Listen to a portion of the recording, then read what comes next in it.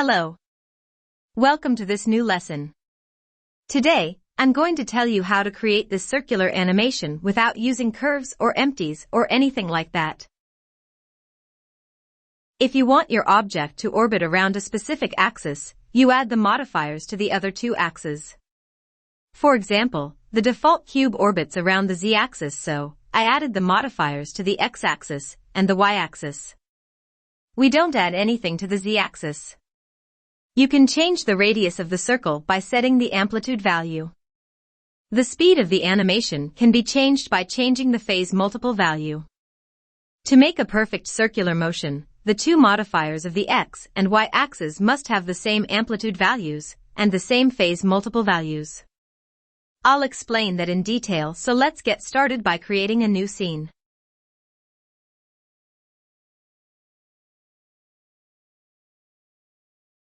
We will mainly use the graph editor to make this circular motion. You need to add a location keyframe anywhere so that you can use the modifiers of the graph editor. Unfold this. Click on X location. From the N panel, choose built-in function. Set the amplitude to 5 and the phase multiple to 0.1.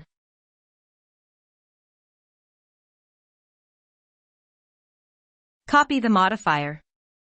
Select the Y location. Then, paste the modifier.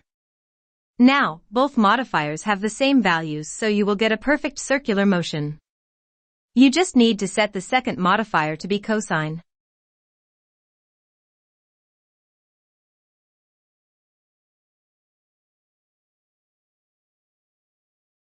To change the radius of the circular motion, you can change the amplitude in both modifiers. This is now elliptical motion because we haven't changed the amplitude of the other modifier yet. Let's set it to the same value. And now the cube orbits with a bigger value. Let's change the speed of the animation.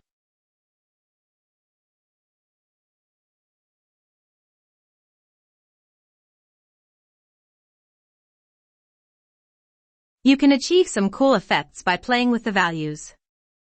And you can also set limits to the animation by restricting limit range. If you don't want to miss the upcoming tutorials, don't forget to subscribe to the channel. Have a nice day.